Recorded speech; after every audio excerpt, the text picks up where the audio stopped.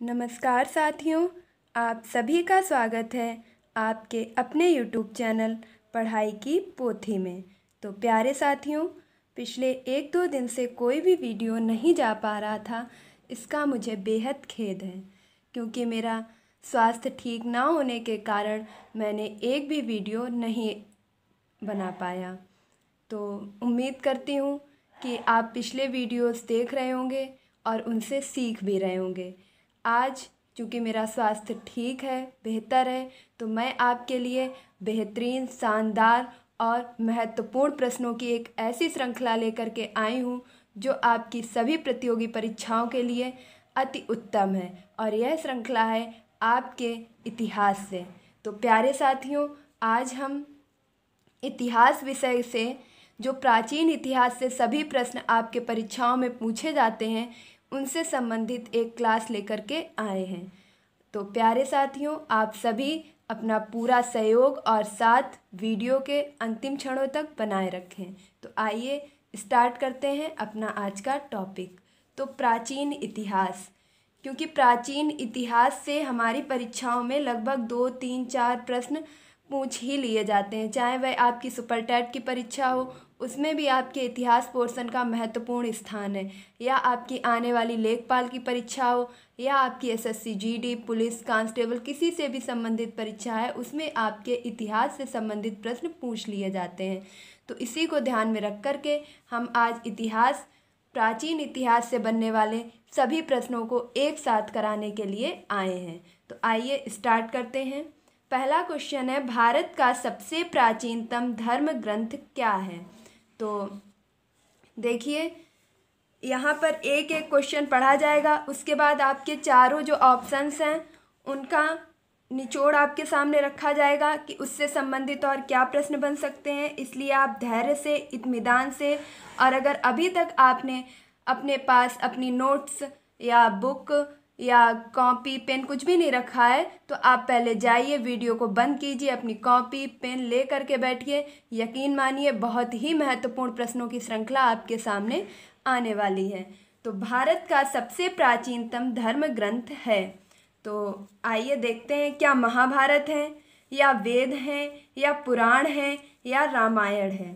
तो हम सभी जानते हैं कि भारत का सबसे प्राचीनतम धर्म ग्रंथ वेद है। क्या है? वेद है। देखिए, यहाँ पर पूरा विश्लेषण किया जाएगा, आपको एक भी प्रश्न इस प्रकार से नहीं छोड़ा जाएगा कि कोई भी उसमें डाउट रह जाए।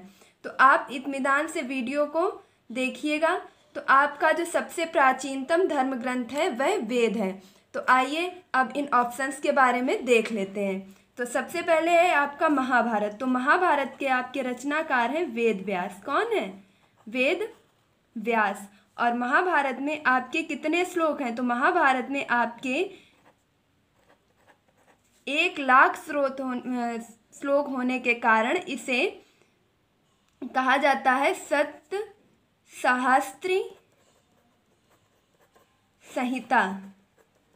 देखिए, एक एक प्रश्न अति महत्वपूर्ण है। आपसे एक एक प्रश्न जो है परीक्षाओं में या तो पूछा जा चुका है या पूछने की प्रबल संभावना है। तो महाभारत के रचनाकार हैं वेद व्यास। इसमें 1,00,000 श्लोक होने के कारण इसे सप्त सहस्त्री संहिता के नाम से जाना जाता है। महाभारत चूंकि पर्वों में लिखी गई है, तो इसमें कुल 18 पर्व हैं। कितने पर्व हैं? 18 पर्व हैं। अगला है आपका वेद। वेद जो कि आपके सबसे प्राचीनतम धर्म ग्रंथ हैं, यहाँ से आपके सबसे प्राचीन इतिहास का सर्वश्रेष्ठ विवरण प्राप्त होता है। और वेदों की संख्या है आपके 4। कितनी है? 4। और कौन कौन से हैं? पहला है आपका ऋग्वेद, दूसरा है आपका यजुर्वेद, और तीसरा है आपका सामवेद, और लास्ट है आपका अथर्ववेद। कौन सा वेद है? अथर्ववेद। देखिए, हो सकता है कि स्पीड के कारण राइटिंग थोड़ा अच्छी नहीं बन रही हो, तो बेहतर होगा कि आप सुन करके अपने नोट्स में खुद से लिख लीजिए। तो महाभारत के रचनाकार हैं वेद व्यास। सप्त सहस्त्री संहिता, इसमें 1,00,000 श्लोक होने के कारण इसे कहा जाता है। यह चूंकि पर्वों में लिखी गई है और इसमें 18 पर्व है। वेदों की संख्या 4 है। वेदों के रचयिता हैं आपके, कौन है वेदों के रचयिता? तो वेदों के रचयिता हैं आपके महर्षि कृष्ण द्वैपायन कौन है? महर्षि कृष्ण द्वैपायन। देखिए यहाँ पे जगह नहीं है, मैं बोल रही हूँ, अच्छा होगा कि आप लिख लें। तो महर्षि कृष्ण द्वैपायन ने वेदों की रचना की है। वेदों की संख्या 4 है। सबसे प्राचीन वेद है आपका ऋग्वेद, सबसे बाद का वेद है आपका अथर्ववेद। इसके बाद आपके अथर्ववेद में जादू, टोना, इन सब का वर्णन मिलता है, जबकि आपके ऋग्वेद में श्लोकों, मंत्रों और उच्चारणों और जो आपकी यज्ञ वगैरह हैं इनसे संबंधित आपका यजुर्वेद है। सामवेद आपका गायन का वेद कहलाता है। देखिए एक एक प्रश्न इंपॉर्टेंट है, व्याख्या पर विशेष ध्यान दें। पुराणों की रचना आपकी की है लोमहर्ष। किसने की है? लोमहर्ष एवं उनके पुत्र उग्रश्रवा। क्या नाम है? उग्रश्रवा। तो पुराणों की रचना की है आपके लोमहर्ष एवं उनके पुत्र उग्रश्रवा ने की है। और पुराणों की संख्या है आपकी 18। कितने पुराण हैं? तो आपके 18 पुराण हैं। और इन 18 पुराणों में आपका जो सबसे प्राचीनतम पुराण है वह है आपका मत्स्य पुराण। कौन सा है? मत्स्य पुराण। यह प्रश्न आपका पिछली परीक्षाओं में पूछा भी जा चुका है। अगला है आपका रामायण। तो रामायण के रचयिता हैं आपके वाल्मीकि। कौन है? वाल्मीकि। और इन्हें आदि कवि के नाम से भी जाना जाता है। और रामायण को आपका आदि काव्य के नाम से भी जाना जाता है। रामायण को किस नाम से जाना जाता है? आदि काव्य। और वाल्मीकि जो इसके रचयिता हैं इन्हें आदि कवि के नाम से जाना जाता है, क्योंकि रामायण में आपके 24,000 श्लोक होने के कारण इसे चतुर्विंशति सहस्त्र संहिता के नाम से जाना जाता है। आपसे प्रश्न ये पूछा जा चुका है कि सत्य सहस्त्र संहिता के नाम से जाना जाता है तो महाभारत को, चतुर्विंशति सहस्त्र संहिता के नाम से जाना जाता है रामायण को। पुराणों के रचयिता लोमहर्ष एवं उनके पुत्र उग्रश्रवा है। पुराणों की संख्या 18 है। सबसे प्राचीनतम पुराण आपका मत्स्य पुराण है। और वेदों की संख्या 4 है, जिसमें आपके ऋग्वेद, यजुर्वेद, सामवेद और अथर्ववेद हैं। तो आइए देखते हैं अपना नेक्स्ट क्वेश्चन। नेक्स्ट क्वेश्चन है स्वास्तिक चिन्ह किस सभ्यता की देन है? देखिए यहाँ बहुविकल्पीय प्रश्नों के माध्यम से आपको सभी प्रकार की जानकारी प्रदान करने की पूरी कोशिश की जा रही है। बेहतर होगा कि आप कंटेंट पर विशेष ध्यान दें और मेरे द्वारा बताई गई व्याख्या से आपके एक एक प्रश्न पूछे जा चुके हैं। तो स्वास्तिक चिन्ह जो है आपका यह किसकी देन है? तो स्वास्तिक चिन्ह आपका हड़प्पा सभ्यता की देन है। किसकी देन है? हड़प्पा सभ्यता की देन है। आइए अब जो ऑप्शंस हैं उनसे भी संबंधित कुछ महत्वपूर्ण प्रश्न देख लेते हैं। तो सिंधु सभ्यता की खोज आपकी 1921 में दयाराम साहनी के द्वारा की गई थी। किसके द्वारा की गई थी? दयाराम साहनी के द्वारा की गई थी। नेक्स्ट है आपका कि सिंधु सभ्यता कैसी सभ्यता थी? तो यह नगरीय सभ्यता थी। किस प्रकार की सभ्यता थी? नगरीय सभ्यता थी। और यहाँ की जो लिपि थी वह थी भाव चित्रात्मक। किस प्रकार की थी? भाव चित्रात्मक। मीन सिंधु सभ्यता में प्राप्त की गई जो आपके लिपि थी, जो आपकी लिखावट थी, उसे पढ़ा नहीं जा सका था, वह भाव चित्रात्मक थी। और आपका जो समाज था वह मात्र सत्तात्मक था।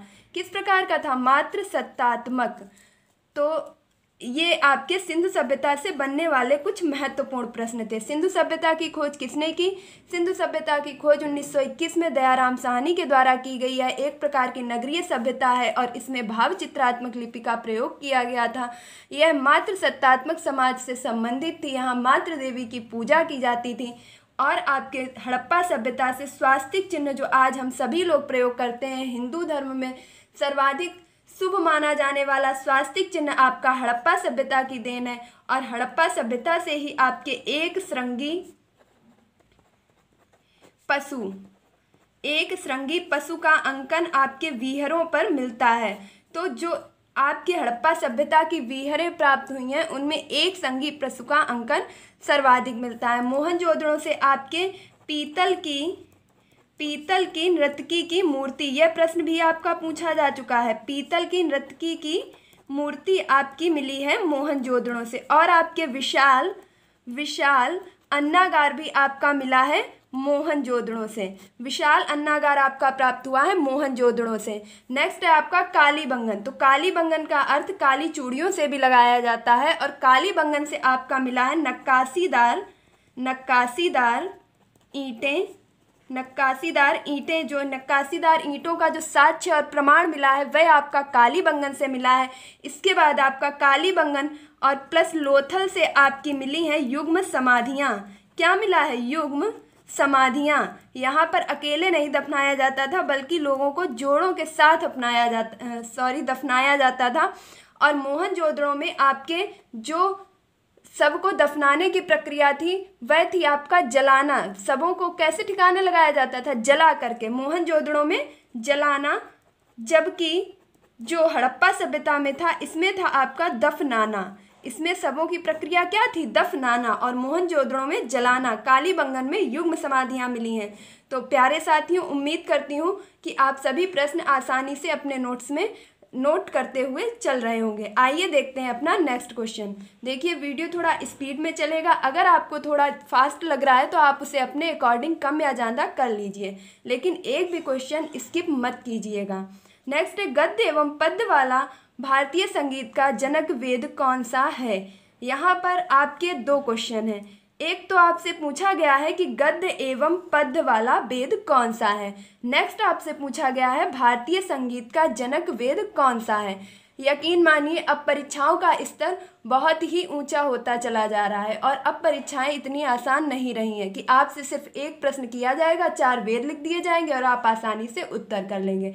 अब आपको पूरी जानकारी होना आवश्यक है।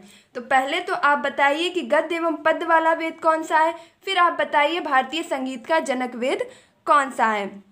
तो आइए देखते हैं कि गद्य एवं पद्य वाला वेद आपका यजुर्वेद है, जबकि भारतीय संगीत का जनक वेद आपका सामवेद है। तो ये है आपका ऑप्शन नंबर सी एकदम करेक्ट कि गद्य एवं पद्य वाला वेद है आपका यजुर्वेद और संगीत का वेद है आपका सामवेद। आइए जो वेद प्रश्न में दिए गए हैं इनसे संबंधित भी क्वेश्चन देख लेते हैं। तो अथर्ववेद आपका जादू टोना से संबंधित है और ऋग्वेद आपका किससे संबंधित है? श्लोकों से संबंधित है आपका वेद है। इसमें 10 मंडल हैं। कितने मंडल हैं? 10 मंडल हैं। देखिए व्याख्या पर विशेष ध्यान दीजिए। ऋग्वेद में आपके 10 मंडल हैं। 9वें मंडल में आपके देवता सोम का उल्लेख है। किसका उल्लेख है? देवता सोम का उल्लेख है। जबकि तीसरे मंडल में आपके गायत्री मंत्र का उल्लेख है। किसका उल्लेख है? गायत्री मंत्र का उल्लेख है। और ये किसे समर्पित किया गया है? तो ये गायत्री मंत्र आपका सविता नामक देवता को समर्पित किया गया है। किसे समर्पित किया गया है? सविता नामक देवता को समर्पित किया गया है। ऋग्वेद में कुल कितने मंडल हैं? तो ऋग्वेद में कुल 10 मंडल हैं। 9वें मंडल में आपके देवता सोम का उल्लेख किया गया है। तीसरे मंडल में आपके गायत्री मंत्र का उल्लेख किया गया है। गायत्री मंत्र आपका सविता नामक देवता को समर्पित है। नेक्स्ट है आपका 10वें मंडल के पुरुष सूक्त में। 10वें मंडल के पुरुष सूक्त में आपके 4 आश्रमों का वर्णन किया गया है। किसका वर्णन किया गया है? 4 आश्रमों का। अब 4 आश्रम कौन कौन से हैं? तो आपके जो 4 आश्रम हैं वह हैं आपके, सबसे पहले उसमें आपका आता है 4 आश्रमों में से कि आप यह देखेंगे जो आपकी हिंदू परंपरा है उसमें आपके 4 प्रकार के आश्रम बताए गए हैं। जैसे है आपका सबसे पहले आता है ब्रह्मचर्य और उसके बाद आता है आपका गृहस्थ के बाद आता है आपका वानप्रस्थ और वानप्रस्थ के बाद आता है आपका सन्यास। तो सबसे पहले आता है आपका ब्रह्मचर्य, फिर आता है आपका क्या आता है आपका ब्रह्मचर्य और दूसरा है आपका गृहस्थ और तीसरा है आपका वानप्रस्थ और चौथा है आपका सन्यास। क्या है? सन्यास। तो प्यारे साथियों ये थी आपकी ऋग्वेद से संबंधित कुछ महत्वपूर्ण सूचना कि ऋग्वेद में आपके देवताओं से संबंधित श्लोक और ऋचाओं का वर्णन किया गया है। इसमें मुख्यतः 10,462 ऋचाएँ हैं। इसके बाद आपके 9वें मंडल में देवता सोम का उल्लेख है। तीसरे मंडल में गायत्री मंत्र का उल्लेख है। गायत्री मंत्र आपके सविता नामक देवता को समर्पित किया गया है। और 10वें मंडल में पुरुष सूक्त में आपके 4 आश्रमों का वर्णन किया गया है, जिसमें से आपके ब्रह्मचर्य, गृहस्थ, वानप्रस्थ और सन्यास ये 4 प्रकार के आश्रम बताए गए हैं। नेक्स्ट है आपका सामवेद और अथर्ववेद। अब हम देख लेते हैं सामवेद से। तो सामवेद को आपका गायन का वेद भी कहा जाता है। क्या कहा जाता है? गायन का वेद भी कहा जाता है। और इसका उपवेद है गंधर्व वेद। क्या है? गंधर्व वेद। और इसका पाठ करने वाले को हम क्या कहते हैं? उद्गाता। क्या कहा जाता है? उद्गाता। देखिए प्रत्येक प्रश्न पूछा जा चुका है, बिल्कुल भी मत सोचिए कि ये फालतू की चीज़ें हैं जो नहीं पूछी जाएंगी। ये प्रश्न भी आपका पूछा जा चुका है कि सामवेद का पाठ करने वाले को क्या कहते हैं? तो सामवेद का पाठ करने वाले को उद्गाता कहते हैं। नेक्स्ट है आपका कि चारों वेदों के सम्मिलित रूप को, चारों वेदों के सम्मिलित रूप को, मोस्ट इंपॉर्टेंट आपका ये क्वेश्चन है कि चारों वेदों के सम्मिलित रूप को संहिता कहा जाता है। क्या कहा जाता है? संहिता। देखिए एक एक प्रश्न पर गहराई से ध्यान दीजिए और अपने नोट्स में लिखते भी जाइए साथ के साथ कि चारों वेदों के सम्मिलित रूप को संहिता कहा जाता है और सामवेद का पाठ करने वाले को उद्गाता कहा जाता है। जबकि यजुर्वेद का पाठ करने वाले को, यहाँ पर लिख रही हूँ आप नोट कर लीजिएगा, यजुर्वेद का पाठ करने वाले को आपका कहा जाता है अध्वर्यु। क्या कहा जाता है? अध्वर्यु कहा जाता है। और आपका जो ऋग्वेद है, ऋग्वेद का पाठ करने वाले को, देखिए ध्यान दीजिएगा, ऋग्वेद के पाठ करने वाले को आपके होत्रा कहा जाता है। क्या कहा जाता है? होत्रा कहा जाता है आपका ऋग्वेद के पाठ करने वाले को। यजुर्वेद का पाठ करने वाला आपका कहलाता है अध्वर्यु, जबकि सामवेद का पाठ करने वाला कहलाता है उद्गाता।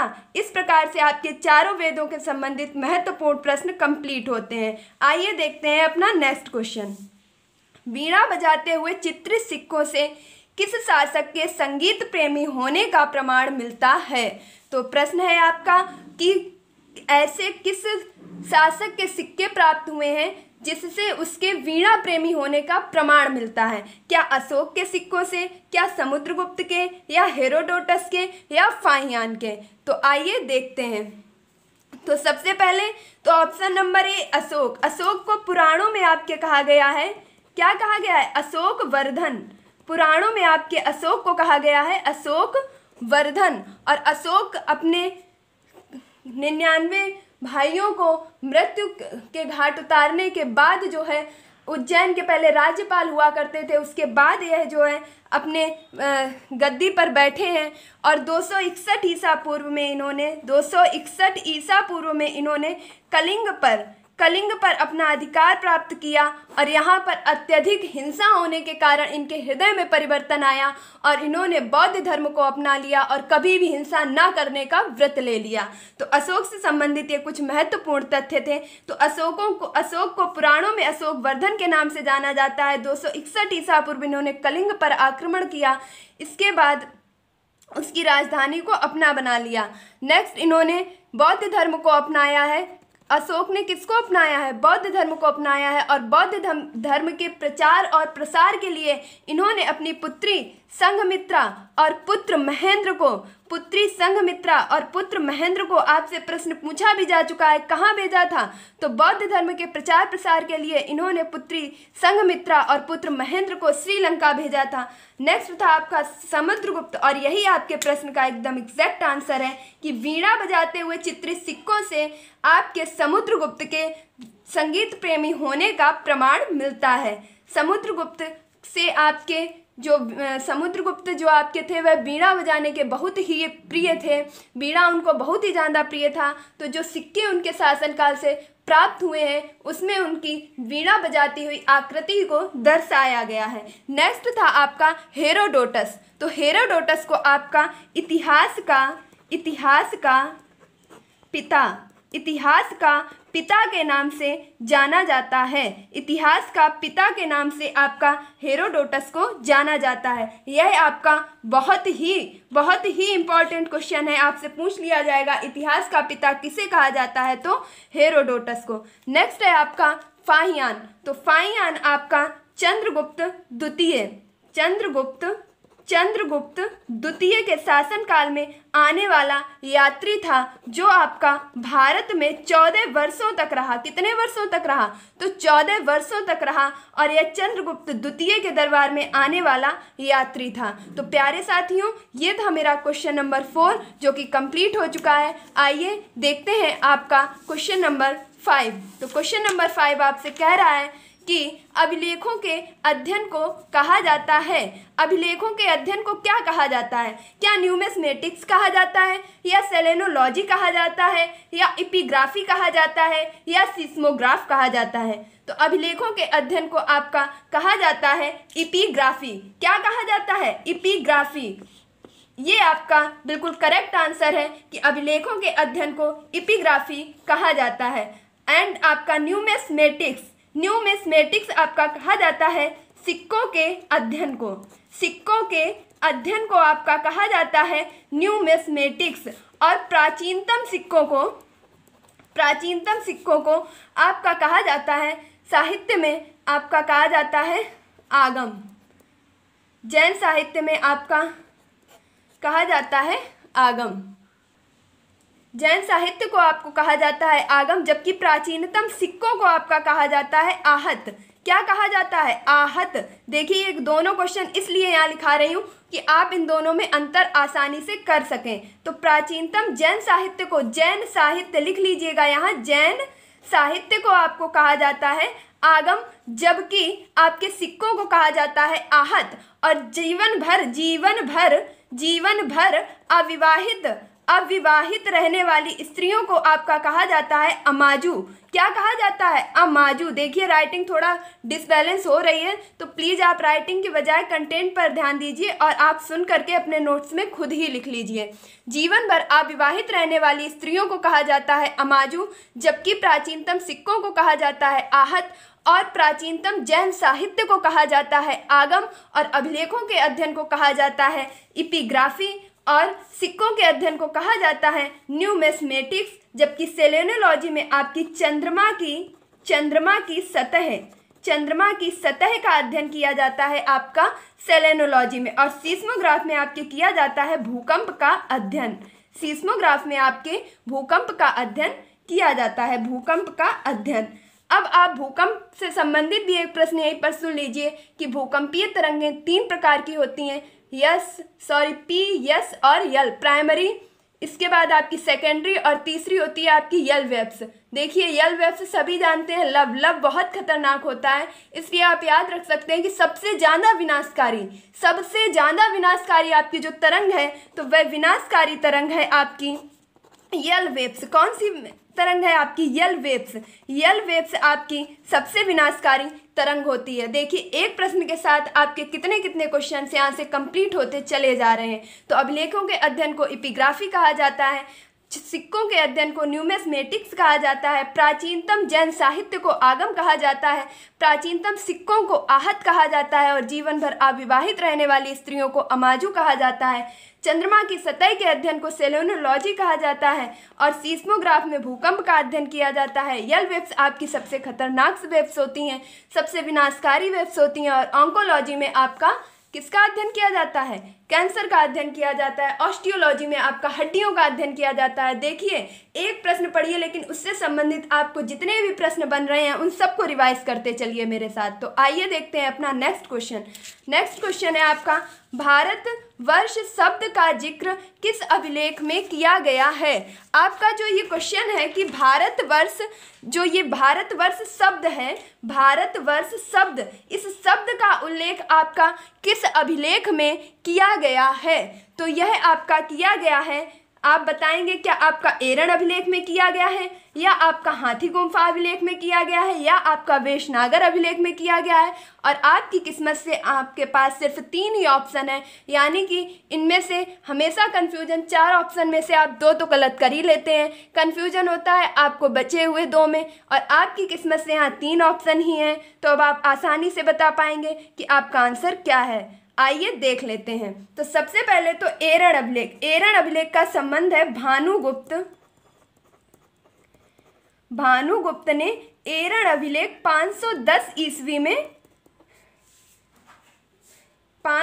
ईस्वी में भानुगुप्त के एरण अभिलेख से आपका सती प्रथा का प्रमाण प्राप्त होता है।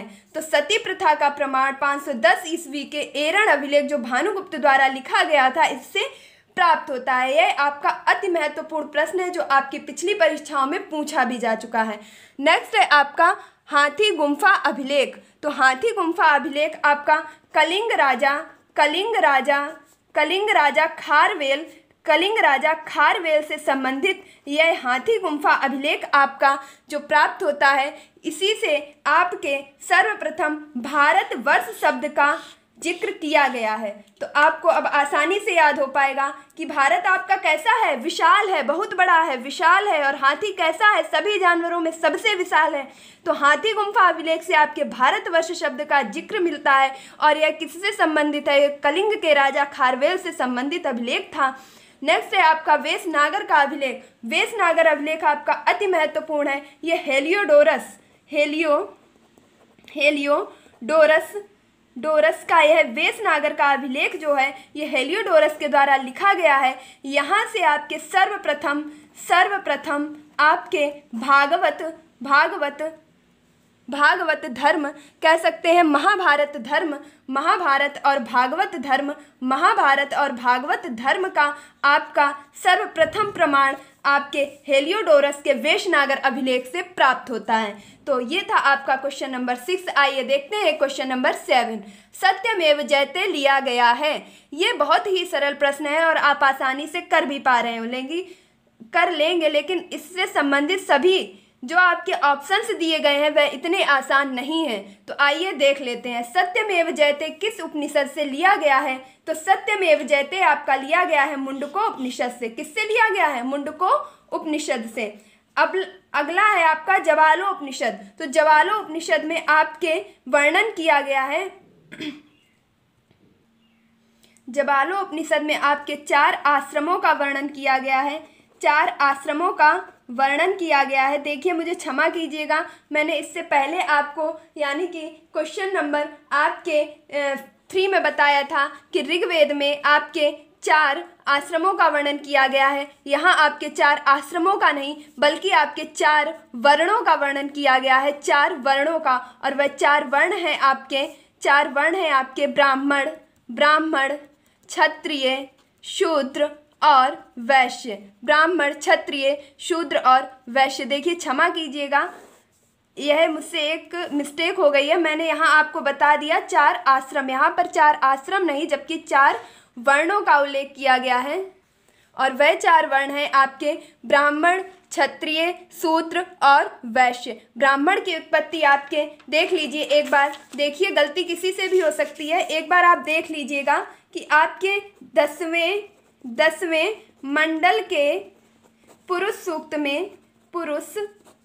में 10वें मंडल के पुरुष सूक्त में आपके 4 जो वर्णन किया गया है, वर्णों का वर्णन किया गया है। 4 वर्णों को बताया गया है। उसमें आपके 4 वर्ण हैं ब्राह्मण, क्षत्रिय, शूद्र और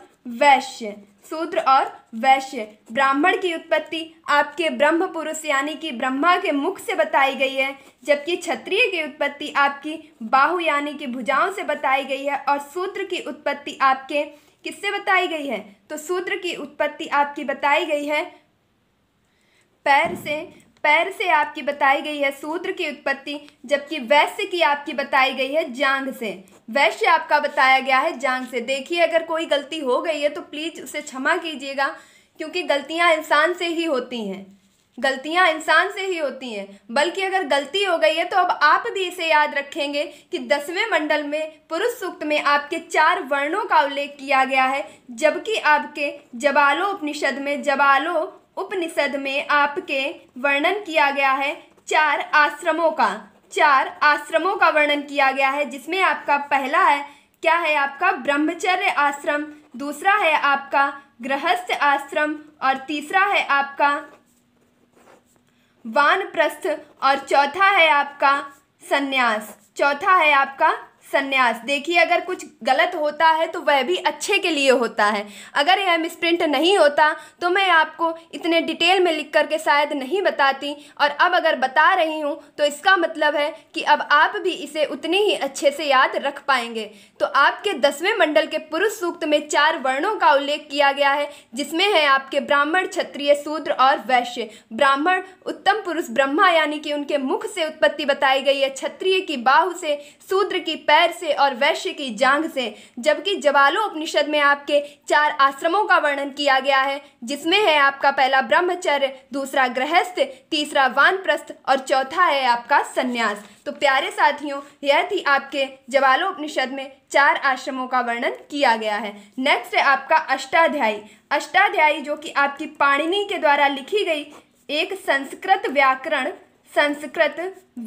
की प्रथम पुस्तक है और यह आपकी पाणिनि के द्वारा लिखी गई है। नेक्स्ट है आपकी राजतरंगिणी। तो राजतरंगिणी पुस्तक आपकी कल्हड़ के द्वारा लिखी गई है। किसके द्वारा लिखी गई है? कल्हड़ के द्वारा लिखी गई है, जिसमें आपके कश्मीर का इतिहास जो है इसका वर्णन किया गया है। तो कश्मीर के इतिहास का क्रमवार वर्णन आपका राजतरंगिणी में किया गया है और राजतरंगिणी पुस्तक आपकी कल्हड़ के द्वारा लिखी गई है। तो आप एक बार फिर से देख लीजिए, जवालोपनिषद में आपके 4 आश्रमों का वर्णन किया गया है। सत्यमेव जयते मुंडकोपनिषद से लिया गया है, जिसमें आपके यज्ञ की तुलना टूटी नाव से की गई है। और अष्टाध्यायी जो कि आपके पाणिनि के द्वारा लिखी गई है, यह संस्कृत व्याकरण की प्रथम पुस्तक है। और राजतरंगिणी जो कि आपकी कल्हड़ के द्वारा लिखी गई है, जिसमें आपके कश्मीर के इतिहास का क्रमवार वर्णन किया गया है। नेक्स्ट क्वेश्चन है जैन धर्म के 24वें तीर्थंकर। तो जैन धर्म के जो 24वें तीर्थंकर हैं वे कौन हुए हैं? क्या पार्श्वनाथ हुए हैं, या ऋषभदेव हुए हैं, या सिद्धार्थ हुए हैं, या महावीर स्वामी हुए हैं? तो हम सभी जानते हैं कि जैन धर्म के संस्थापक हैं आपके महावीर स्वामी, और यही आपके 24वें और अंतिम तीर्थंकर हुए हैं। और पार्श्वनाथ, क्योंकि पार्श्वनाथ आपके 23वें तीर्थंकर हैं। कौन से हैं? 23वें। और ऋषभदेव आपके प्रथम तीर्थंकर हैं आपके ऋषभदेव। और सिद्धार्थ जो कि बुद्ध के बचपन का नाम है। कब का नाम है? तो महात्मा बुद्ध के बचपन का नाम सिद्धार्थ है। और इसके बाद महावीर स्वामी के पिता का नाम भी सिद्धार्थ है। महावीर स्वामी के पिता का नाम भी सिद्धार्थ है। तो मैं उम्मीद करती हूँ कि अब आप इस सिद्धार्थ नामक नाम को कभी भी नहीं भूल पाएंगे कि महात्मा बुद्ध के बचपन का नाम भी सिद्धार्थ है और महावीर स्वामी के पिता का नाम भी सिद्धार्थ है। तो महावीर स्वामी जैन धर्म के संस्थापक और अंतिम 24वें तीर्थंकर हुए हैं, जबकि 23वें आपके पार्श्वनाथ और प्रथम तीर्थंकर ऋषभदेव हुए हैं। और महावीर स्वामी का जंत्रिका कुल में आपके महावीर स्वामी का जन्म हुआ है। तो आइए देखते हैं अपना नेक्स्ट क्वेश्चन।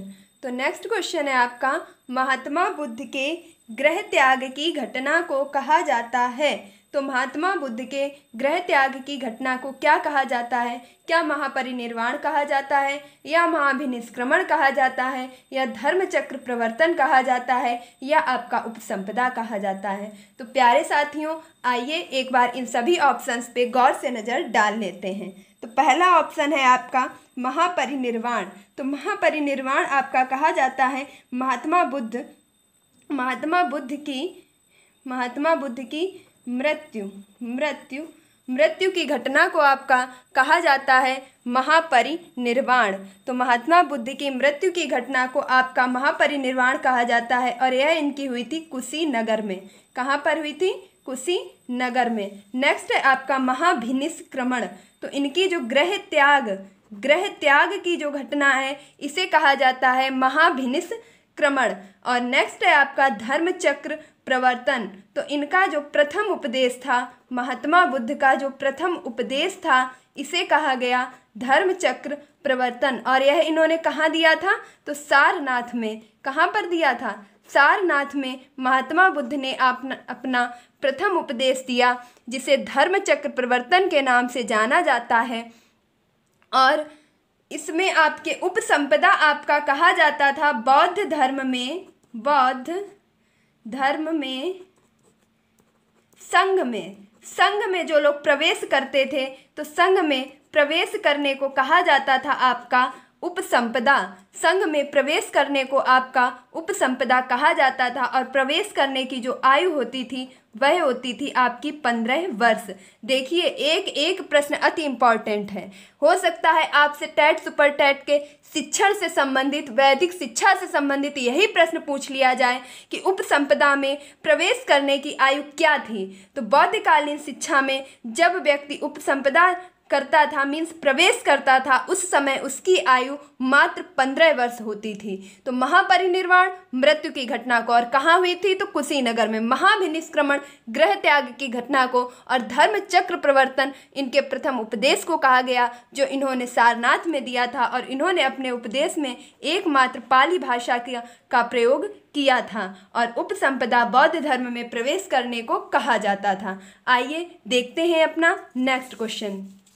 तो नेक्स्ट क्वेश्चन है आपका कलिंग युद्ध। कलिंग युद्ध का वर्णन एवं अशोक हृदय परिवर्तन की बात कही गई है। तो कलिंग युद्ध का वर्णन एवं अशोक के हृदय परिवर्तन की बात किसमें कही गई है? तो कलिंग युद्ध का वर्णन और अशोक के हृदय परिवर्तन की बात जो आपके कही गई है, यह कही गई है आपके अशोक द्वारा लिखित, ये कही गई है आपके 13वें शिलालेख में। किसमें कही गई है? 13वें शिलालेख में। यह आपका आंसर है कि अशोक द्वारा हृदय परिवर्तन की बात एवं हमने आपको पहले ही क्वेश्चन में बताया था कि पुराणों में अशोक को अशोक वर्धन कहा गया है। 261 ईसा पूर्व इन्होंने कलिंग की राजधानी तोसली पर अपना अधिकार कर लिया था। उसके बाद बहुत ही हिंसा होने के कारण अशोक का हृदय परिवर्तित हो गया था और इन्होंने बौद्ध धर्म स्वीकार कर लिया और फिर कभी भी हिंसा ना करने का व्रत ले लिया था। तो कलिंग युद्ध का वर्णन और अशोक के हृदय परिवर्तन की बात आपके अशोक द्वारा 13वें शिलालेख में कही गई है। यहाँ पर थोड़ा मिसप्रिंट है, आप अभिलेख की जगह शिलालेख कर लीजिएगा। क्या कर लीजिएगा? शिलालेख। देखिए साथियों, सभी प्रश्न अति महत्वपूर्ण हैं। तो आइए अब हम अशोक के शिलालेखों से संबंधित कुछ महत्वपूर्ण तथ्यों पर चर्चा करते हैं। तो पांचवें शिलालेख में आपके स्त्री या धर्म महामात्रों मतलब धर्म से संबंधित जो महान लोग होते थे, महान पंडित होते, तो स्त्री महामात्रों या धर्म महामात्रों की नियुक्ति के विषय में चर्चा की गई है आपके 5वें शिलालेख में। तो अशोक द्वारा 5वें शिलालेख में स्त्री महामात्रों या धर्म महामात्रों की नियुक्ति की चर्चा की गई है। इसके बाद है आपका 14वां शिलालेख। तो 14वां शिलालेख में अशोक ने जनता से यह अपील की है कि जनता को धार्मिक जीवन व्यतीत करने की, जनता को हिंसा न करने की, धार्मिक जीवन व्यतीत करने की जो अपील की गई है वह अशोक द्वारा 14वें शिलालेख में की गई है। और लास्ट जो आपका था 11वां शिलालेख, तो हमने आपको पहले ही बताया था कि अशोक ने चूंकि बौद्ध धर्म स्वीकार कर लिया था और बौद्ध धर्म के अनुसार त्रिरत्न होते हैं, बुद्धम धम्मम शरणामि, बुद्धम गच्छम शरणामि, और इसी प्रकार से धम्म और बुद्ध धम्म संघ इनका जो है पालन करते हुए अशोक ने 11वें शिलालेख में धम्म की व्याख्या की है। किसकी व्याख्या की है? धम्म की व्याख्या आपके 11वें शिलालेख में की गई है। देखिए, अगर अशोक के शिलालेखों से संबंधित कोई प्रश्न बनता है तो मोस्टली आपसे यही शिलालेख पूछ लिए जाते हैं। 5वें शिलालेख में धर्म महामात्रों की नियुक्ति, 14वें शिलालेख में जनता को धार्मिक जीवन व्यतीत करने की सलाह दी गई है, और 13वें शिलालेख में जो कि आपका अति महत्वपूर्ण है, अशोक द्वारा हृदय परिवर्तन और कलिंग युद्ध का वर्णन मिलता है। अब आइए हम देख लेते हैं इनसे कुछ महत्वपूर्ण प्रश्न। आपके जो श्रीनगर शहर, इसे आपका अशोक के द्वारा ही बसाया गया था। किसके द्वारा बसाया गया था? तो अशोक के द्वारा ही बसाया गया था। नेक्स्ट है आपका कि अशोक ने अपने सभी शिलालेखों में जिस लिपि का प्रयोग किया है, वैसे तो उन्होंने ब्राह्मी, खरोष्टी, ग्रीक और अरमाइक, इन 4-5 लिपियों का प्रयोग किया है। कौन कौन सी है? ब्राह्मी, खरोष्टी, ग्रीक एवं अरमाइक। लेकिन एक रूपता से जिस लिपि का प्रयोग किया है वह आपकी है ब्राह्मी लिपि। तो अशोक के शिलालेखों में ब्राह्मी लिपि का सर्वाधिक प्रयोग किया गया है। नेक्स्ट है आपका कि शिलालेखों की खोज। तो शिलालेखों की आपकी जो खोज है वह आपके अशोक के शिलालेखों की खोज की गई थी 1750 में। और ये किसने की थी? तो पादरेटी फैनथेलर ने आपके 1750 में अशोक के शिलालेखों की खोज की थी। और इसे पढ़ने में जो आपकी सफलता प्राप्त की थी वह आपके की थी जेम्स प्रिंसेप ने आपके 1837 में अशोक के शिलालेखों को पढ़ने में सफलता प्राप्त की थी। तो ये अशोक से संबंधित कुछ महत्वपूर्ण प्रश्न थे, जिसमें आपके कलिंग युद्ध का वर्णन, अशोक के हृदय परिवर्तन की बात 13वें शिलालेख में, जनता को धार्मिक जीवन व्यतीत करने की अपील 14वें शिलालेख में, धर्म महामात्रों की नियुक्ति 5वें शिलालेख में, धम्म की व्याख्या 11वें शिलालेख में, और अशोक के द्वारा जो प्राप्त शिलालेख हैं उनकी खोज 1750 में पादरेटी फैनथेलर के द्वारा की गई, जबकि उन्हें पढ़ने में जो सफलता है वह जेम्स प्रिंसेप के द्वारा सर्वप्रथम 1837 में मिली। और श्रीनगर शहर भी आपका अशोक वर्धन ने बसाया था, और अशोक आपका बुद्ध धर्म का बहुत ही बड़ा अनुयायी था। आइए अब देखते हैं अपना नेक्स्ट क्वेश्चन। तो नेक्स्ट क्वेश्चन है अपना कि चंद्रगुप्त मौर्य के दरबार में आने वाला राजदूत था, क्या फाहियान था, या वेनसोंग था, या मेगास्थनीज था, या अलबरूनी था। तो चंद्रगुप्त मौर्य के दरबार में जो आने वाला आपका यात्री था, राजदूत था, वह आपका कौन था। तो आइए सबसे पहले तो देख लेते हैं फाहियान, जो हम आपको पहले ही बता चुके हैं, यह आने वाला था चंद्रगुप्त द्वितीय। देखिए, बार बार रिवाइज कीजिए, 1000 बार रिवाइज कीजिए, जब तक रिवाइज करेंगे तब तक कभी भी नहीं भूलेंगे। पढ़ाई का एक और एक मात्र मूल मंत्र है, जितना ज़्यादा से ज़्यादा हो सके रिवीजन। पढ़ाई सिर्फ एक चीज़ मांगती है और वह है रिवीजन। जितना रिवीजन करेंगे उतना ही आप याद रख पाएंगे। तो चंद्रगुप्त द्वितीय के दरबार में आपका फाहियान आया था, जिसने 14 वर्षों तक भारत में जो है निवास किया और चंद्रगुप्त द्वितीय के शासनकाल के बारे में वर्णन किया। और वेनशोंग यह आपका आया था किसके दरबार में, तो हर्षवर्धन के दरबार में आपका आया था वेनशोंग। और वेनशोंग ने भारत में 15 वर्षों तक निवास किया। वेनशोंग ने भारत में 15 वर्षों तक निवास किया और यह बौद्ध धर्म का बहुत ही बड़ा अनुयायी हो गया था। यह बौद्ध धर्म से बहुत ही ज़्यादा प्रभावित हुआ था। इसकी प्रमुख रचना है सीयू की। ये पूछी भी जा चुकी है कि वेनशोंग की जो रचना है, जो किताब है, उसका नाम है सीयू की। और वेनशोंग को यात्रियों का राजकुमार की संज्ञा भी दी जाती है, यात्रियों का राजकुमार। और आपका नेक्स्ट है नीति का पंडित भी आपका कहा जाता है वेनशोंग को। देखिए, उपाधियां आपसे पूछ ली जाती हैं, हल्के में मत लीजिए किसी भी चीज को। अगर कोई प्रश्न बताया जा रहा है, इसका मतलब है कि वह प्रश्न पूछा जा चुका है, और अगर किसी भी प्रकार से नहीं पूछा गया है तो पूछने की प्रबल संभावना है। आपका कार्य है सभी चीज़ों को याद रखना। तो वेनशोंग को आपका यात्रियों का राजकुमार, नीति का पंडित और वर्तमान शाक्य मुनि के नाम से भी जाना जाता है। तो हर्षवर्धन के दरबार में आने वाला वेनशोंग, जिसने भारत में 15 वर्षों तक निवास करके सीयू की नामक पुस्तक लिखी, और इसके अनुसार इसे भारत में यात्रियों का राजकुमार की संज्ञा दी जाती है और नीति का पंडित की संज्ञा दी जाती है, वर्तमान शाक्य मुनि की संज्ञा दी जाती है। यह उपाधियां आपकी वेनशोंग से संबंधित हैं। नेक्स्ट है आपका मेगास्थनीज, और यही आपके क्वेश्चन का राइट आंसर है कि चंद्रगुप्त मौर्य के दरबार में आने वाला राजदूत था आपका मेगास्थनीज। और मेगास्थनीज जो आया किसके साथ था, तो ये सेल्यूकस निकेटर के द्वारा भेजा गया था। यह सेल्यूकस निकेटर के द्वारा भेजा गया था और इसने एक पुस्तक लिखी जिसका नाम था इंडिका। क्या नाम था? इंडिका नामक पुस्तक आपकी मेगास्थनीज के द्वारा लिखी गई थी। और लास्ट है आपका अलबरूनी आपका गजनबी के शासनकाल में आया था, बल्कि गजनबी के साथ ही यह भारत आया था। और इसने एक बहुत ही प्रसिद्ध रचना लिखी जो आपसे कई परीक्षाओं में पूछी जा चुकी है, और उसका नाम है किताबुल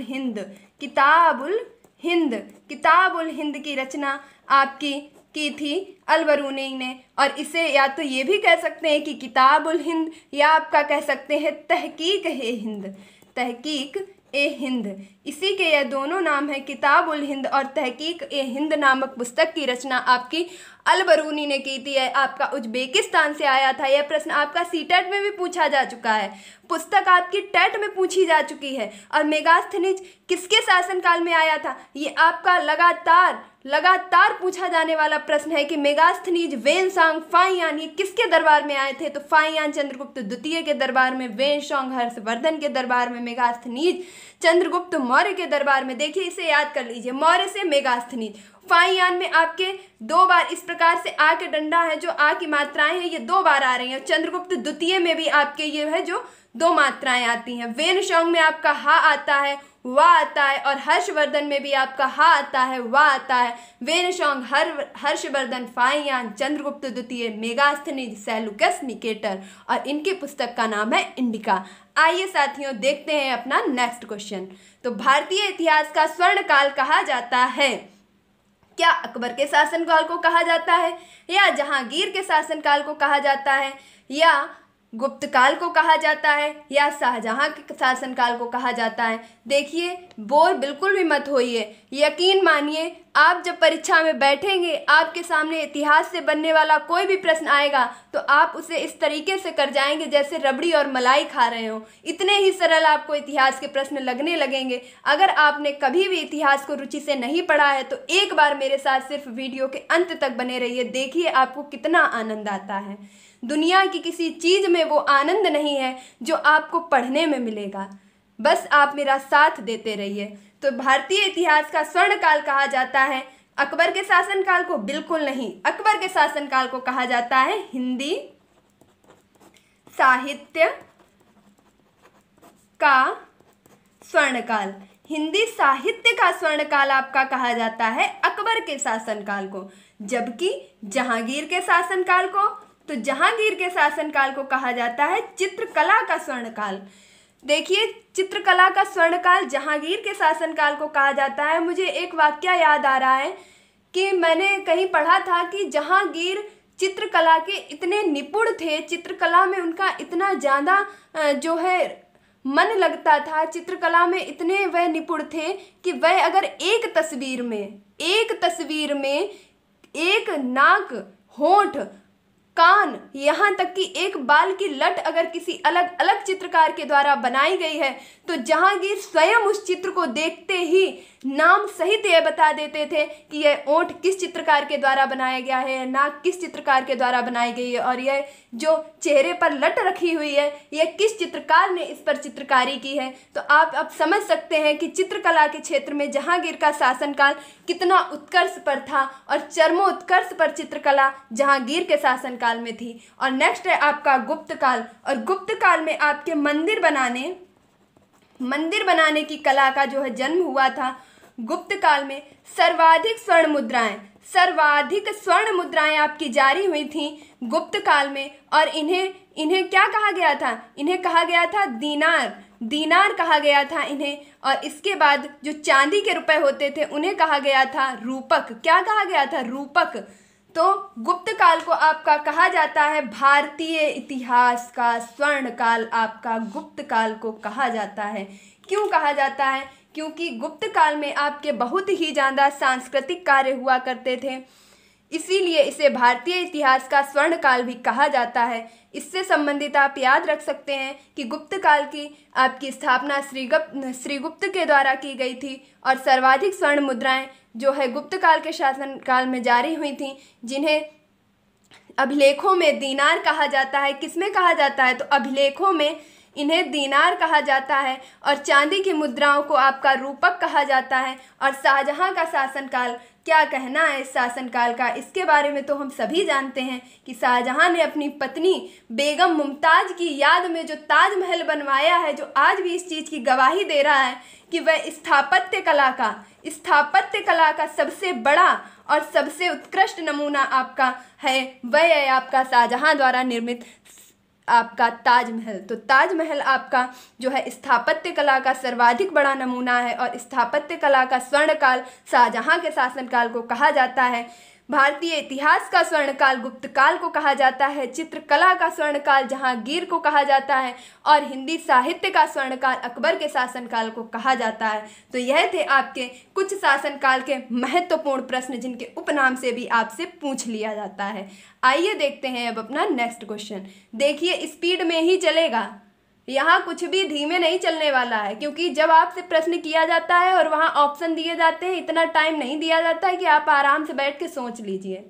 हम आपको इतना टाइम नहीं देंगे, बशर्ते आप अगर नहीं समझ पा रहे हैं, अगर आपको स्पीड ज़्यादा लग रही है, आराम से फ़ोन में फीचर्स दिए गए हैं, आप जाइए, कम कर लीजिए स्पीड को, धीरे धीरे लिखिए, नोट्स बनाइए, लेकिन मैं अपने हिसाब से ही पढ़ाऊँगी, मैं स्पीड में ही पढ़ाऊँगी। जिन लोगों को आ रहा है उनके लिए ये रिवीजन है, जिनको नहीं आ रहा है वो स्पीड कम करें और नोट्स बनाएं। तो आइए देखते हैं अपना नेक्स्ट क्वेश्चन। कनिष्क का राज वैद्य था। तो हम सभी जानते हैं कनिष्क कौन था, तो एक कुषाण वंश का संस्थापक था कनिष्क। कुषाण वंश का संस्थापक आपका कनिष्क था। कजुल कटफिसेस कनिष्क इसे कहा जाता था। तो इसका जो राजवैद्य था इसका क्या नाम था? क्या इसका नाम था चरक, या इसका नाम था जीवक, या इसका नाम था धन्वंतरी, या इसका नाम था अश्वघोष? देखिए, यकीन मानिए ये प्रश्न पूछा हुआ है, ये प्रश्न आपका पूछा हुआ है। पिछले पेपर आपके जूनियर टेट में ये प्रश्न पूछा हुआ है कि कनिष्क का राजवैद्य कौन है, और ये आपसे फिर पूछा जाएगा किसी ना किसी परीक्षा में। या तो आपसे धन्वंतरी पूछ लिया जाएगा, या तो आपसे जीवक पूछ लिया जाएगा, या तो आपसे चरक पूछ लिया जाएगा। तो आइए इन सबका निपटारा एक साथ कर देते हैं। तो सबसे पहले जो आपका है जीवक, तो जीवक आपका बिंबिसार का राजवैद्य है जीवक, और यह बिंबिसार बौद्ध धर्म से संबंधित था, इसलिए बिंबिसार ने बुद्ध धर्म से संबंधित होने के कारण महात्मा बुद्ध की सेवा में जीवक को भेजा हुआ था। नेक्स्ट है आपका चरक। तो चरक आपका कनिष्क का राजवैद्य था। किसका राजवैद्य था? कनिष्क। देखिए, बहुत ही महत्वपूर्ण प्रश्न है, हल्के में मत लीजिएगा। जो चरक है आपका, यह कनिष्क का राजवैद्य था, और इसने एक चरक संहिता नामक पुस्तक लिखी थी, जो आपकी संस्कृत भाषा में लिखी गई थी। आपसे ये भी पूछा जा सकता है कि चरक संहिता के रचनाकार हैं, तो वह है आपके चरक, जो कनिष्क के राजवैद्य थे। नेक्स्ट है आपका धन्वंतरी, और धन्वंतरी आपके चंद्रगुप्त द्वितीय के शासनकाल में उनके राजवैद्य हुआ करते थे। तो धन्वंतरी आपके चंद्रगुप्त द्वितीय के राजवैद्य थे। जबकि अश्वघोष ने आपके बुद्धचरित, यह एक लेखक हैं, कवि हैं, यह आपके राजवैद्य नहीं है। इन्होंने बुद्धचरित, सौंदरानंद, सूत्रालंकार नामक रचनाएं लिखी हैं, और यह एक कवि और रचनाकार है। तो अश्वघोष ने बुद्धचरित, सौंदरानंद, सूत्रालंकार नामक रचनाएं लिखी हैं, जो कि आपके हर्षवर्धन के शासनकाल में रहते थे। नेक्स्ट है आपका एलोरा के कैलाश मंदिर का निर्माण करवाया। क्या राजराज प्रथम ने करवाया, या नरसिंहवर्मन प्रथम ने करवाया, या कृष्ण प्रथम ने करवाया, या सूर्यवर्मन द्वितीय ने करवाया? तो आइए, यह प्रश्न आपसे कई बार पूछा भी जा चुका है कि एलोरा के कैलाश मंदिर का निर्माण किसने करवाया। तो प्यारे साथियों, एलोरा के कैलाश मंदिर का निर्माण आपके जिसने करवाया है वह है आपके कृष्ण प्रथम। कौन है? एलोरा के कैलाश मंदिर का निर्माण आपके कृष्ण प्रथम के द्वारा करवाया गया है। एलोरा के कैलाश मंदिर का निर्माण कृष्ण प्रथम के द्वारा करवाया गया है। अब अगर एलोरा के कैलाश मंदिर का निर्माण कृष्ण प्रथम ने करवाया है, तो कृष्ण प्रथम आपके राष्ट्रकूट शासक हैं। कौन से शासक हैं? राष्ट्रकूट शासक हैं। और राष्ट्रकूट वंश की जो आपकी राजधानी थी वह आपकी दंती दुर्ग थी। इसके बाद राजराज प्रथम ने आपके तंजौर में, देखिए अति महत्वपूर्ण मंदिरों की श्रृंखला, ध्यान रखिएगा। तंजौर में राजराज प्रथम ने बृहदीश्वर मंदिर का निर्माण करवाया है।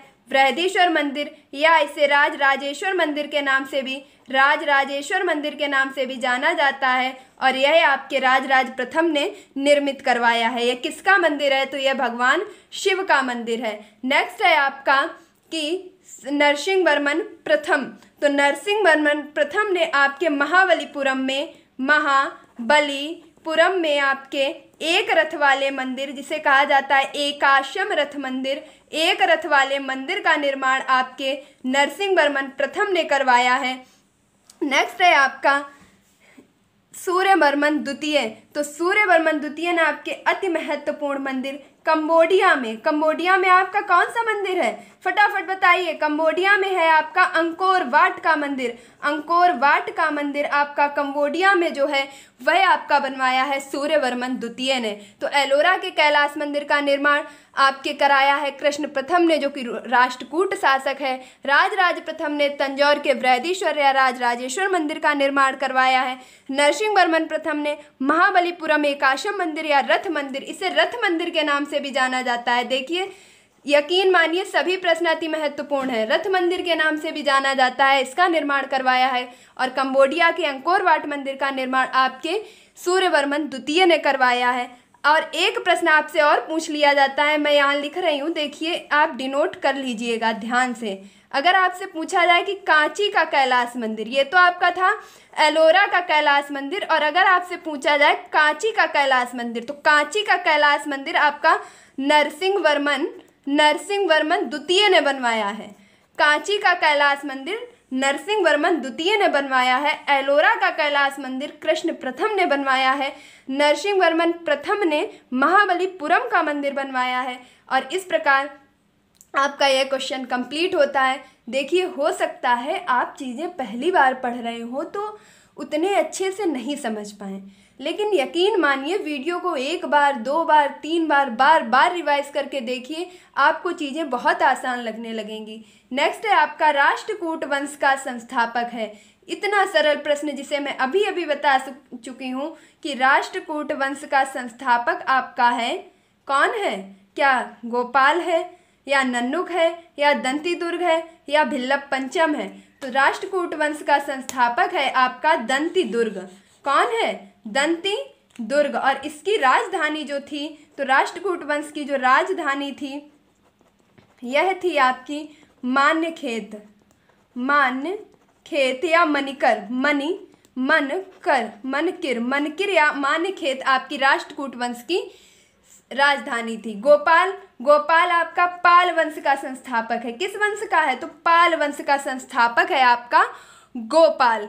देखिए, सभी वंश के संस्थापक, ये सब चीज़ें आपके लिए महत्वपूर्ण है। और इनकी राजधानी जो थी, तो इनकी राजधानी का नाम था मुंगेर। क्या राजधानी थी? मुंगेर राजधानी थी इनकी। तो पाल वंश का संस्थापक गोपाल था, जिसकी राजधानी थी मुंगेर। नन्नुक आपका चंदेल वंश का संस्थापक था।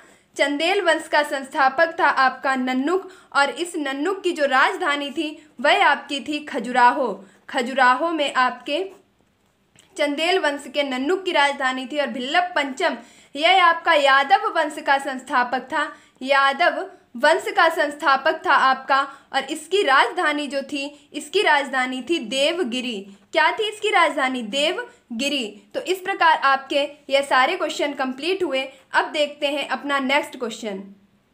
तो हमारा नेक्स्ट क्वेश्चन है, बौद्ध धर्म की चतुर्थ संगति किसके शासनकाल में हुई? क्या अजातशत्रु के शासनकाल में हुई, या कालाशोक के शासनकाल में हुई, या अशोक के शासनकाल में हुई, या कनिष्क के शासनकाल में हुई? देखिए, यह प्रश्न मैंने खुद अपने आप ये नोटिस किया है कि यह प्रश्न आपसे कम से कम नहीं तो 4-5 बार पूछा जा चुका है। और अधिकतर अगर आपसे पूछा जाता है तो वह आपसे पूछी जाती है चतुर्थ संगति, जो कि आपकी हुई थी कनिष्क के शासनकाल में। किसके शासनकाल में हुई थी? कनिष्क के शासनकाल में। तो क्या आप एक ही संगीति पढ़ेंगे? क्या आपसे चतुर्थ ही पूछी जाएगी? ऐसा बिल्कुल भी नहीं है, बल्कि आप चारों प्रकार की संगीतियों के बारे में पढ़ेंगे। तो पहली संगीति जो आपके फर्स्ट ऑप्शन में लिखी है, यह आपकी पहली संगीति है बौद्ध धर्म की, जो आपके हुई थी अजातशत्रु के शासनकाल में। और अजातशत्रु के शासनकाल में यह 483 ईसा पूर्व हुई थी।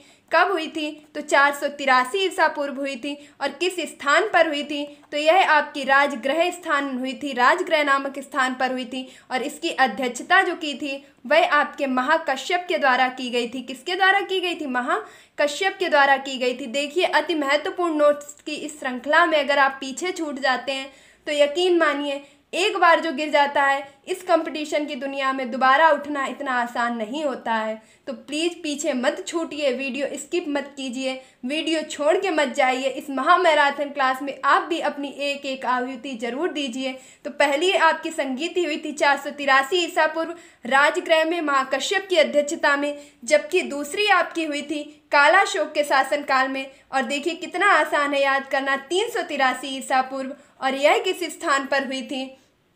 तो यह हुई थी आपकी वैशाली में। कहाँ हुई थी? वैशाली में। और इसकी अध्यक्षता जो की थी, इस आपकी संगीत की अध्यक्षता की थी साबा कामी ने। किसमें की थी? साबा कामी। ये साबा कामी नाम जो है, इन्होंने इसकी अध्यक्षता की थी। और तृतीय संगीति देखिए क्रम से लिखी गई है यह सभी।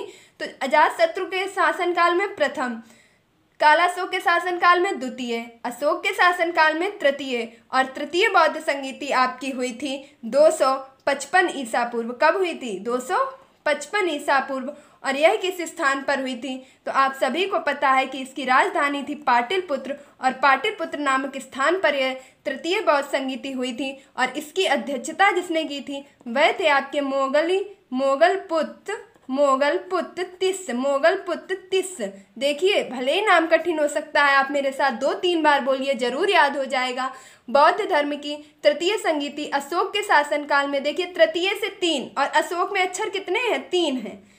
तृतीय से 3, अशोक में अक्षर 3, और यह हुई थी 255 ईसा पूर्व पाटलिपुत्र में। मोगलपुत्र तिस्स ने इसकी अध्यक्षता की थी। और लास्ट है आपकी चतुर्थ संगीति जो कि कनिष्क के शासनकाल में हुई थी, और यह प्रथम कब हुई थी? प्रथम ईस्वी में हुई थी। और यह कहाँ हुई थी? तो बहुत ही सरल है, यह कुंडलवन कश्मीर में हुई थी। कुंडलवन कश्मीर में हुई थी। और इसकी अध्यक्षता आपकी की थी वसुमित्र ने। किसने की थी?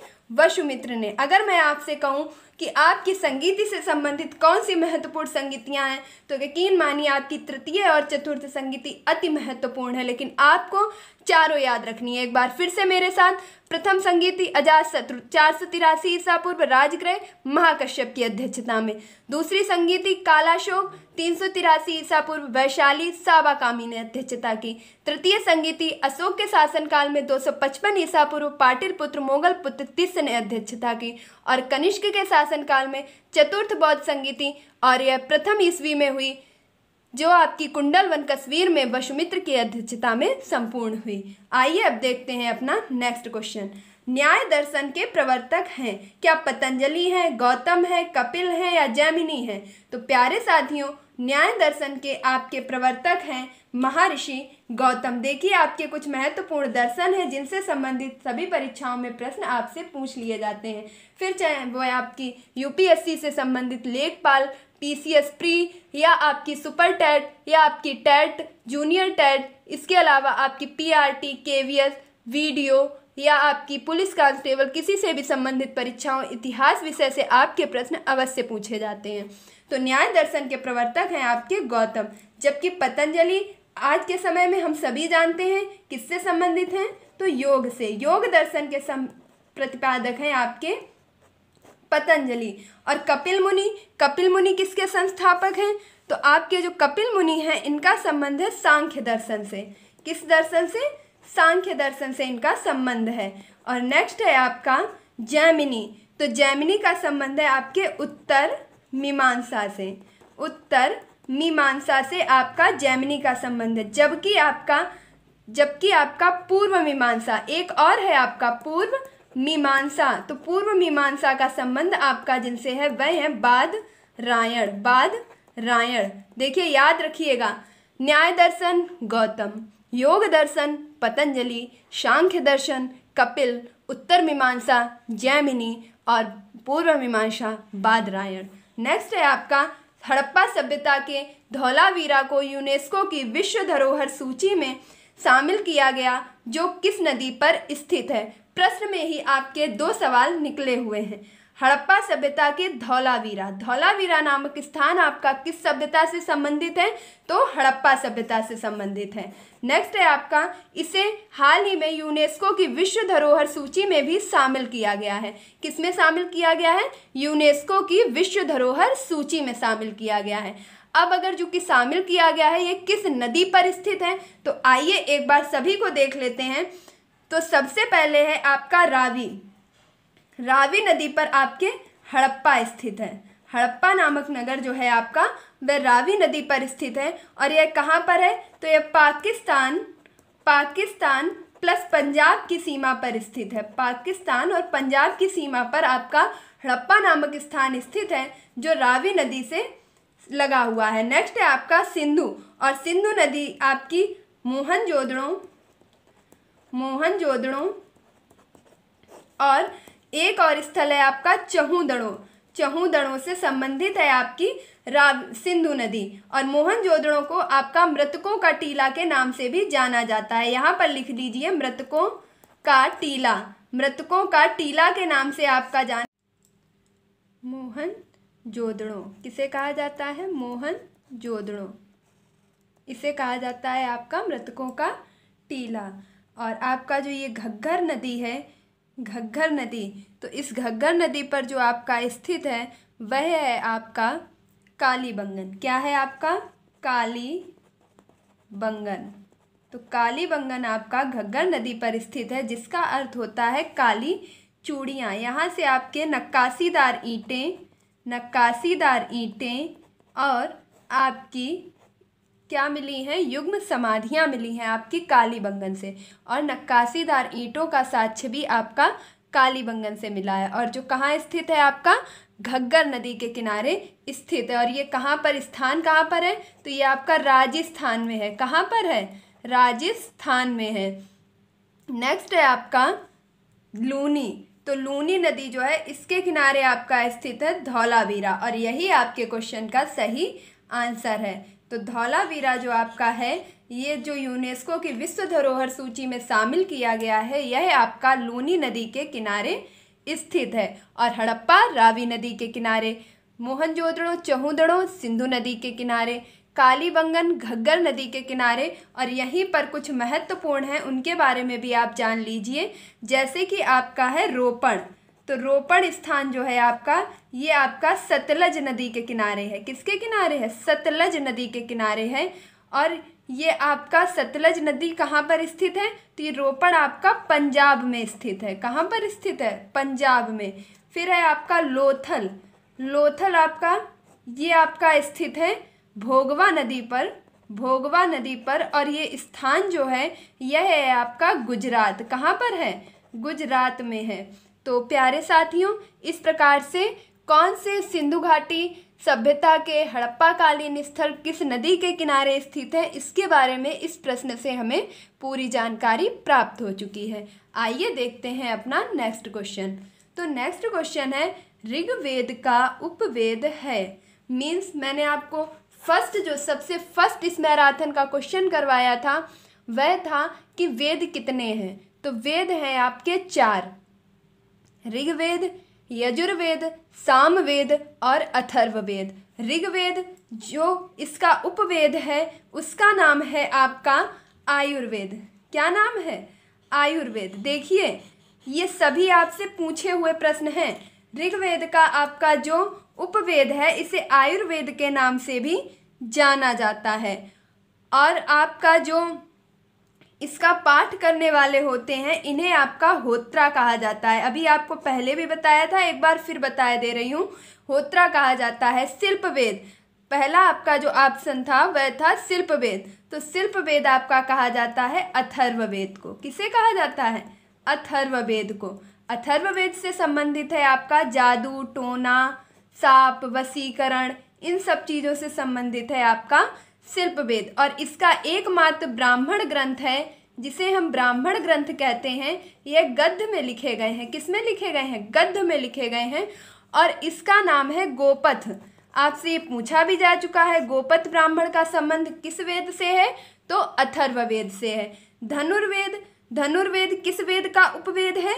तो धनुर्वेद आपका यजुर्वेद। किसका है? यजुर्वेद का उपवेद है। और इसका पाठ करने वाले को अध्वर्यु कहा जाता है। जो व्यक्ति इस यजुर्वेद का पाठ करते हैं उन्हें अध्वर्यु कहा जाता है। और गंधर्ववेद जो कि आपका सामवेद से संबंधित है। किससे संबंधित है? सामवेद से।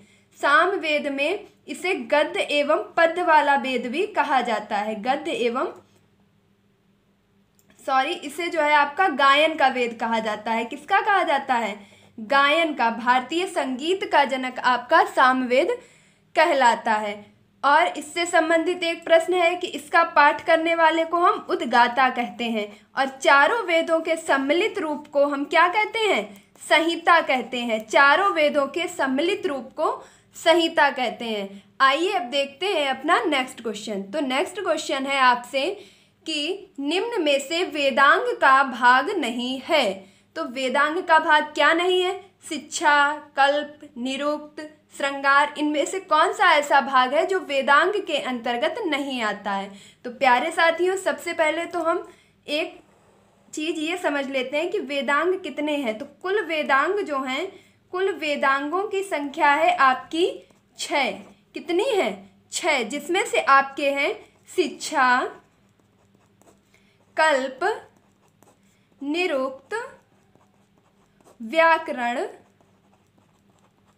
छंद, ज्योतिषी एंड नेक्स्ट है आपका ज्योतिषी। देखिए इधर लिख देती हूँ, उधर नहीं दिखेगा आपको। ज्योतिष, ये आपके 6 भाग हैं वेदांग के। शिक्षा को क्या कहा गया है? तो शिक्षा को आपका कहा गया है वेद की नासिका। क्या संज्ञा दी गई है? वेद की नासिका की संज्ञा दी गई है। और कल्प को वेद के हाथों की संख्या दी गई है। किसकी संख्या दी गई है? वेद के हाथों की संज्ञा दी गई है। इसे कर्म कांडे है, कर्म कांड से संबंधित आपका भाग है। और यह जो वेद शिक्षा जो भाग है आपका, यह उच्चारण विधि से संबंधित आपका भाग है। उच्चारण विधि से संबंधित आपका भाग है। और आपका जो निरुक्त है, इसे कहा गया है वेद के कान। क्या कहा गया है? वेद के कान। और इसका जो संबंध है वह भाषा और विज्ञान से संबंधित है। भाषा और विज्ञान से संबंधित है। व्याकरण, व्याकरण को आपका कहा गया है वेद का मुख। क्या कहा गया है? वेद का मुख कहा गया है। और छंद को आपका कहा गया है वेद के पैर, पाद, यानी कि वेद के पाद या पैर की संज्ञा आपके छंद को दी गई है। और ज्योतिषी जो आपका 6ठा अंक था, ये 1, 2, 3, 4 और 5 और 6ठा आपका जो ज्योतिषी था, इसे आपका दिया गया है वेद की आँखों की संज्ञा दी गई है। किसकी संज्ञा दी गई है? वेद की आँखों की संज्ञा दी गई है। तो इस प्रकार से वेदांग के कुल 6 भाग हैं। शिक्षा, कल्प, निरुक्त, व्याकरण, छंद और ज्योतिषी।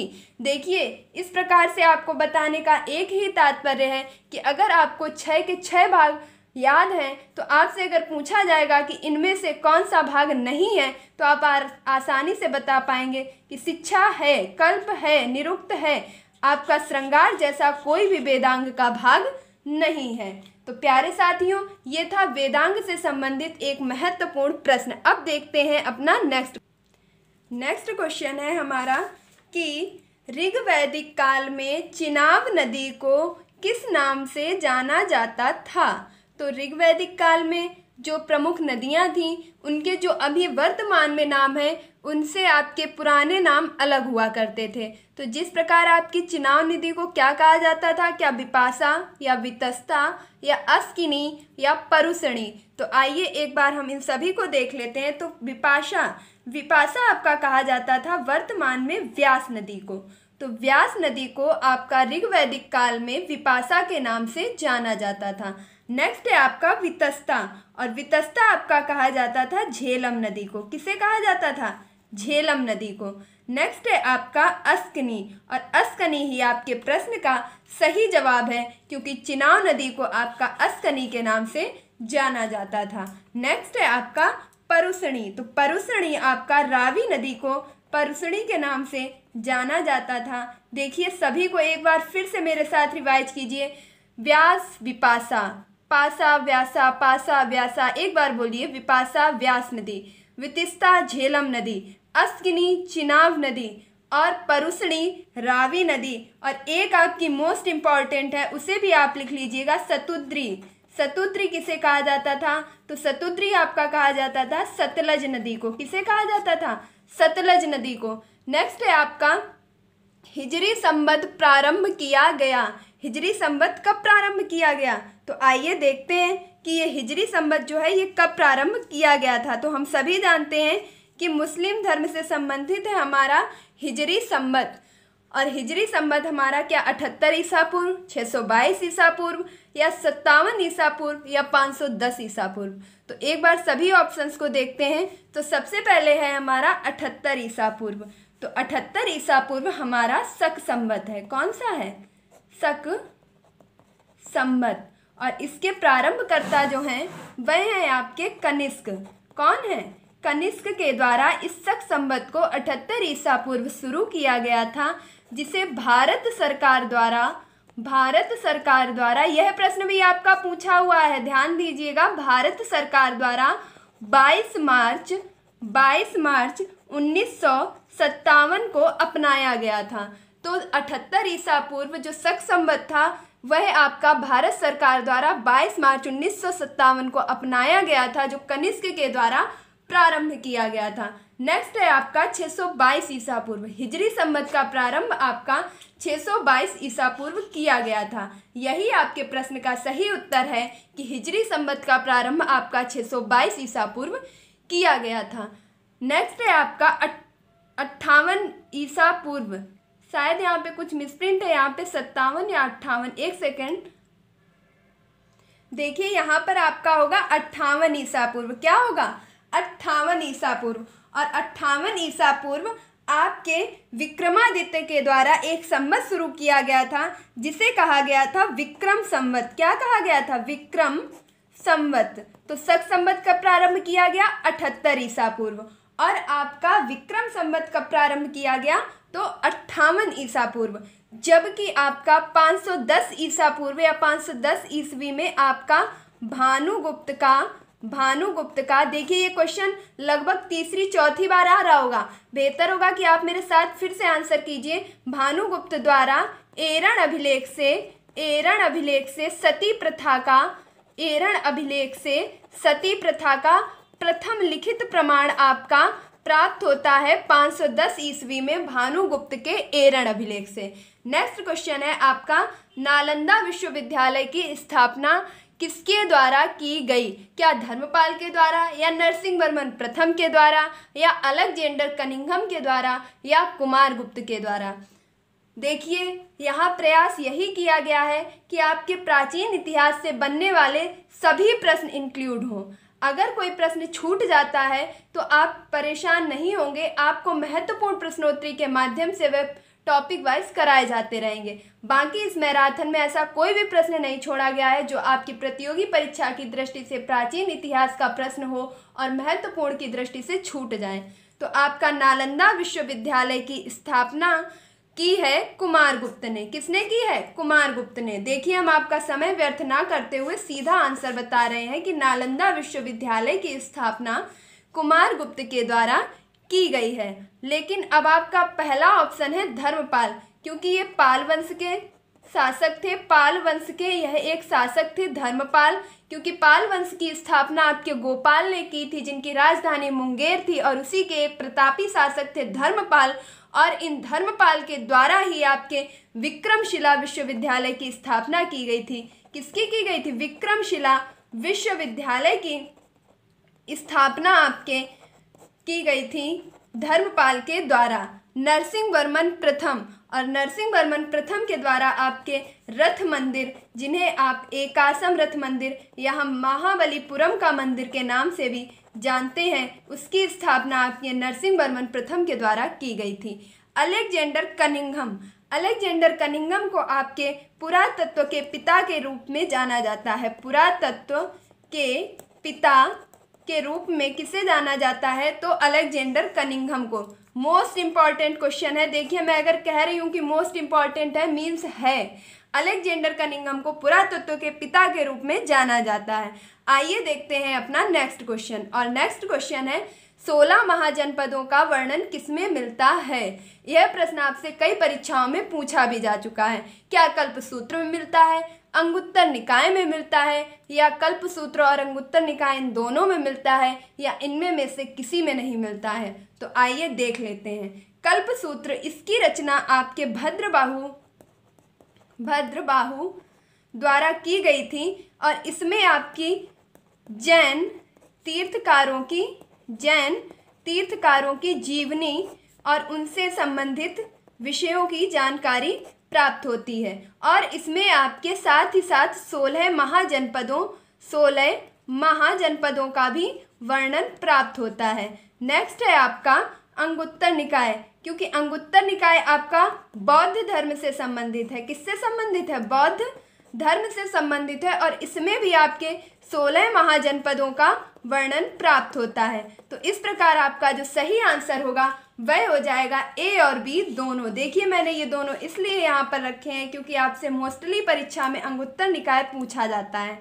हो सकता है अब की बार आपसे कल्प सूत्र पूछ लिया जाए या दोनों ही पूछ लिए जाएं, तो आपको ये जानकारी होना भी आवश्यक है कि अंगुत्तर निकाय और कल्प सूत्र दोनों में ही 16 महाजनपदों का वर्णन प्राप्त होता है। नेक्स्ट है आपका, दिल्ली नगर की स्थापना किसने की? क्या सिकंदर लोदी ने की, अनंगपाल ने की, ली कार्बूसियर ने की या फिरोज शाह तुगलक ने की? तो प्यारे साथियों, दिल्ली नगर की स्थापना आपके सिकंदर लोदी ने बिल्कुल नहीं, सिकंदर लोदी ने आपकी की है आगरा शहर की स्थापना। किसकी स्थापना की है? आगरा शहर की स्थापना का श्रेय आपके सिकंदर लोदी को जाता है। नेक्स्ट है आपका अनंगपाल, यह तोमर नरेश हैं। तोमर वंश के ये एक नरेश यानी कि राजा हैं। तो तोमर वंश के जो राजा हैं अनंगपाल, इनके द्वारा ही आपके दिल्ली शहर की यानी कि दिल्ली नगर की स्थापना आपके अनंगपाल के द्वारा की गई है। दिल्ली नगर की स्थापना आपके अनंगपाल के द्वारा की गई है। नेक्स्ट है आपका ली कार्बूसियर, और ली कार्बूसियर हम सभी जानते हैं कि चंडीगढ़ नगर का जो डिजाइनर है वह है आपका ली कार्बूसियर। और फिरोज शाह तुगलक, इन्होंने क्या बनाया है? तो फिरोज शाह तुगलक ने आपके फिरोजाबाद, इसके बाद है आपका फतेहाबाद और है आपका जौनपुर नामक राज्य की स्थापना भी आपके फिरोज शाह तुगलक के द्वारा की गई है। और जौनपुर शहर से आपका अति महत्वपूर्ण प्रश्न बनता है कि भारत का सिराज किसे कहा जाता है? तो भारत का सिराज आपका कहा जाता है जौनपुर को, और इसको बसाने का श्रेय जाता है फिरोज शाह तुगलक को। फिरोज शाह तुगलक से एक प्रश्न और बनता है कि ब्राह्मणों पर जजिया कर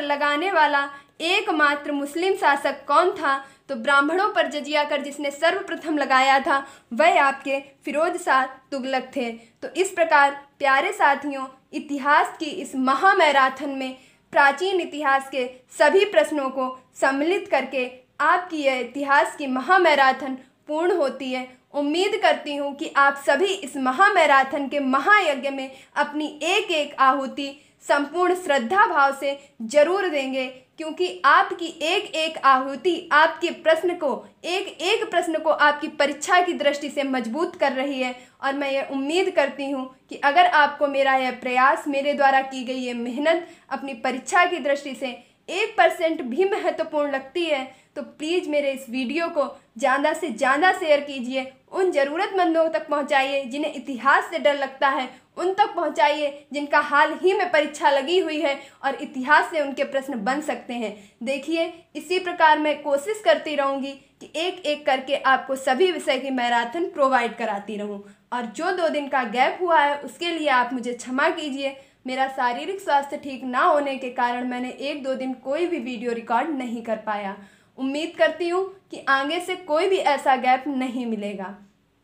प्यारे साथियों, इस वीडियो को जितना ज़्यादा से ज़्यादा हो सके प्लीज़ मेरे कहने पर ही सही, लेकिन इसे शेयर ज़रूर कीजिए। और अगर आपने अभी तक अपने चैनल इस पढ़ाई की पोथी को सब्सक्राइब नहीं किया है तो प्लीज़ इसे सब्सक्राइब कीजिए, वीडियो को लाइक कीजिए और इसको शेयर भी कीजिए। और मेरी मेहनत को आप एक शब्द ज़रूर कमेंट बॉक्स में बताएंगे कि आपको ये प्रयास कैसा लगा, आपके लिए प्रयास कितना सफल रहा, आपको ये प्रयास दोबारा फिर चाहिए क्या, आपको अब किस चीज़ की मैराथन चाहिए। देखिए, प्लीज़ एक बार कमेंट्स में ये ज़रूर बताइएगा। और मैं पूरी उम्मीद करती हूँ, पूरा स्नेह से, पूरा मन से, पूरी लगन से मैंने इस मैराथन को बनाया है। और ये मैं पूरे दृढ़ विश्वास से कह सकती हूँ कि अगर प्राचीन इतिहास से प्रश्न आता है तो ज़रूर कर आपके इस वीडियो से बाहर नहीं जाएगा। आप एक बार इस वीडियो को देखिए, शेयर कीजिए, लाइक कीजिए, चैनल को सब्सक्राइब कीजिए।